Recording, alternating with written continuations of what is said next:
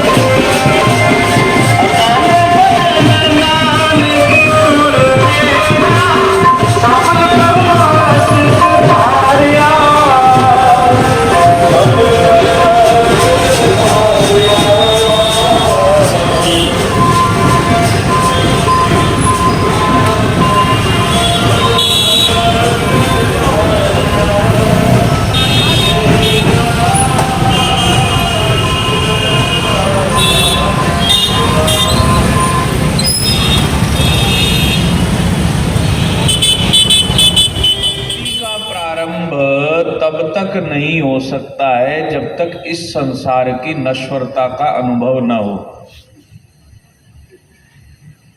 यहां पर कोई भी स्थायी नहीं है, ये बोध हो जाना अत्यंत आवश्यक है। एक दिन इस संसार से जाना है, यहां से शुरू होता है। विषयानंद संसार है, भजनानंद हरिदास, ब्रह्मानंद जीवन मुक्त भई वासना नासे, ऐसा संत कहते हैं। इस शरीर का अंत क्या है? तो हमारे शास्त्रों ने कहा है भस्मंतम इदम शरीरम, इदम शरीरम भस्मंतम भूयात्। इस शरीर का अंत भस्म होने वाला है।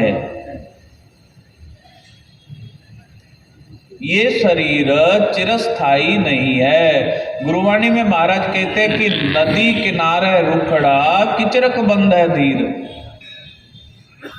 जो नदी के किनारे पर एक वृक्ष लगा है वो कितने समय तक खड़ा रहेगा?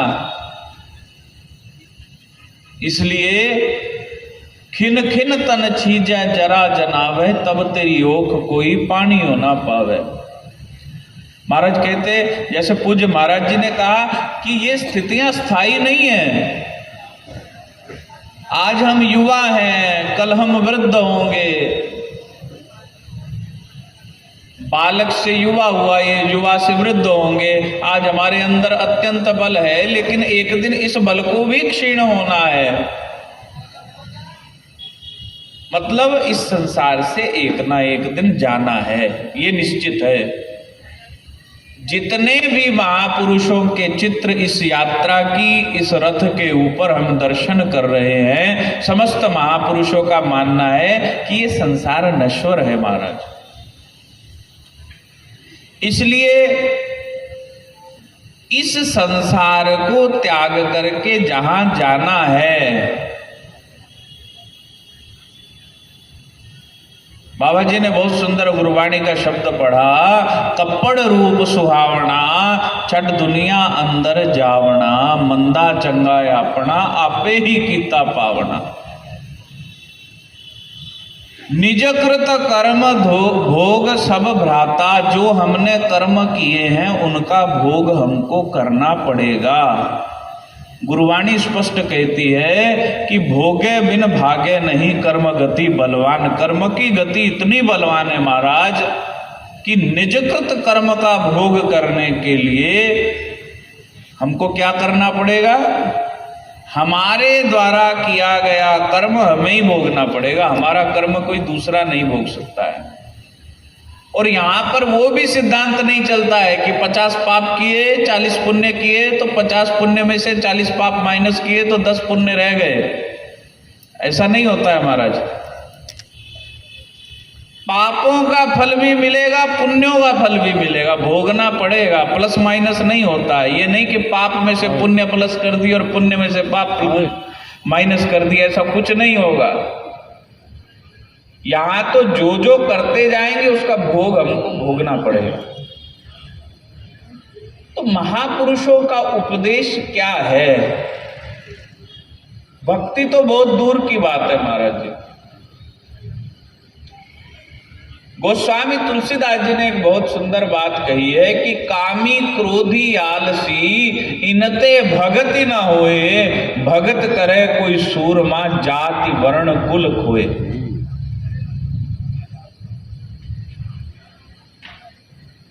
कामी व्यक्ति जिसकी प्रवृत्ति सदैव विकार के अंदर उलझी पई है वो कभी भक्ति नहीं कर सकता है महाराज। आलसी व्यक्ति भी भक्ति नहीं कर सकता है। हमारे शास्त्र कहते हैं कि आलस्य ही मनुष्याणाम शरीरस्ते महान रिपु। आलस्य हमारे शरीर के अंदर हमारा सबसे बड़ा शत्रु है महाराज। आलसी व्यक्ति कभी भक्ति नहीं कर सकता। इनते भगति न होए, भगति करे कोई सूरमा जाति। हमको जाति का अहंकार है महाराज। प्रत्येक व्यक्ति कहीं ना कहीं इस बात को अपने साथ लिए घूमता है कि मैं इस जाति से हूं, इस वर्ण से हूं, मेरे कुल की ये परंपरा है, मेरे कुल में ये है, ऐसा है, वैसा है। वर्ण जाति तो एक तरफ रही, पाति भी लोग साथ में उठा के घूमते हैं। कहते हैं ना, जाति पाति पूछे नहीं कोई, हरि को भजे सो हरि को होई। जगतगुरु भगवान रामानंदाचार्य जी। अब जाति तो समझ में आया, ये पाति क्या चीज होती है? पाति होती है स्टेटस। हम कहते ना कि हमको अपना स्टेटस मेंटेन करके रखना है। हम तो प्रथम रो में बैठने वाले व्यक्ति हैं, हम तो अग्रिम भूमिका में रहने वाले व्यक्ति हैं। ये हमारे स्टेटस से मैच नहीं करता है। ऐसी भावना भी है महाराज। लेकिन स्टेटस न कोई साथ में लेके आया है, न कोई साथ में लेके जाएगा। गुरुवाणी में महाराज कहते हैं कि भेखारी पे राज करावे, राजा ते भेखारी, खल मूर्ख ते पंडित करबो, पंडित ते मुखधारी। मतलब राजा के यहां जन्म लिए व्यक्ति को कब वो भिखारी बना दे कुछ भी नहीं पता, और जिसको कोई पूछता नहीं है उसको कभी राजा बना दे तो इसका भी नहीं पता। तो इसलिए अहंकार तो हमारा न तो यहां काम का है और आगे तो अहंकार की वैल्यू कोई नहीं है। तो भगति करे कोई सूरमा, जाति वर्ण कुल खोए। कुल का अहंकार भी मिटा करके तब जा करके भक्ति होती है। तो अब बताओ, भगत तो हम सभी हैं, सभी मंदिर में जा करके कहते हैं भगवान के प्रभु हम आपके हैं, तन मन धन सब किछ है तेरा। कहने वालों की कमी थोड़ी ना है। लेकिन वास्तव में यदि ईश्वर को हम अपना मानते हैं, ईश्वर के प्रति हमारी श्रद्धा है, तो उनके गुणों का आगमन भी तो हमारे जीवन में होना चाहिए ना। गुणों का आगमन हमारे जीवन में होना चाहिए। राम जी के उपासक का जीवन यदि मर्यादित नहीं हुआ तो महाराज वो राम जी का भक्त नहीं है।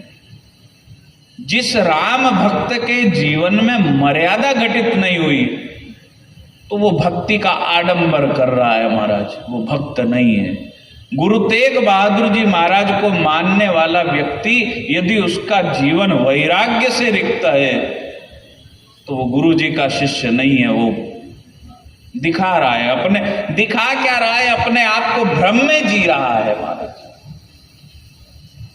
इंसान अपने आप को भ्रम पालता है। भ्रम सबसे पहले भ्रम की स्थिति अपने मन को बनती है और व्यक्ति भ्रम में जीना पसंद करता है। हम तो कई बार देखते हैं ना, कुछ लोग बहुत बनावट से चलते हैं, तो उनको यदि हम पूछते हैं कि भाई आप ऐसे क्यों चलते हैं, कि मतलब आप विशेष अपने आप को दिखाना चाहते हैं, बोले लोग देखते हैं। मैंने कहा अरे ये संसार किसी को नहीं देखता है, ये संसार किसी को नहीं देखता है। हम अपने भ्रम में जी रहे हैं।